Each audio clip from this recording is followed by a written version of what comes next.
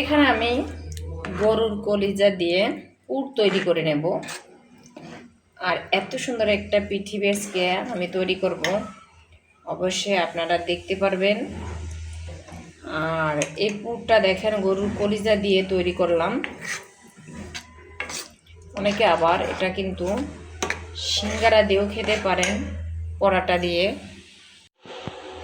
লড়বেন একটু, লড়বেন, লড়াইতেছে, লড়বেন।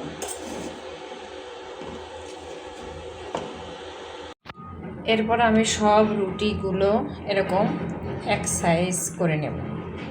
রুটিগুলো হয়তো বড় দেখাচ্ছে মোবাইলে। রুটিগুলো সব এক সাইজ করে নেওয়ার পরে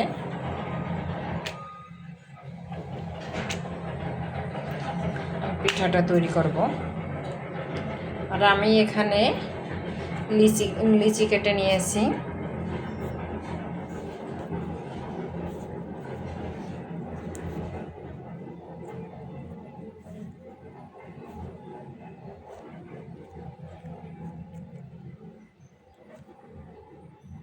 এরপর আমি বাটির সাহায্যে রুটিগুলো বেলার পরে দেখেন গোল করে নিয়েছি। এই যে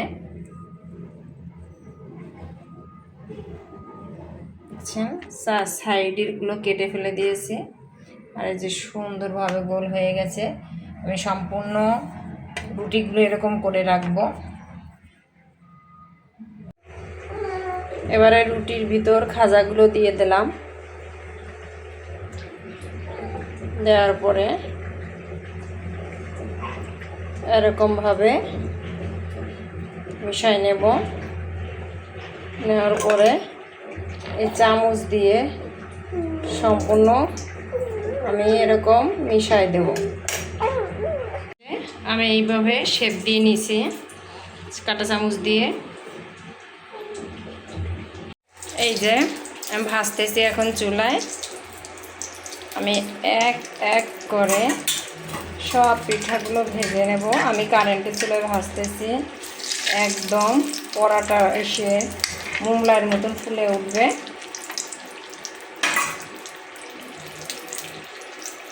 এই যে আমার পিঠাগুলো ভাজা শেষ। এর দুইটা যদি খাওয়া হয় তাহলে পেট ভরে যাবে একেবারে।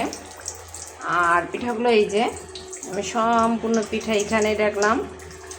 কেমন হয়েছে পিঠাগুলো অবশ্যই জানাবেন কমেন্টে। সবাই ভালো লাগে থাকে প্লিজ সবাই একটু ফুল করবেন।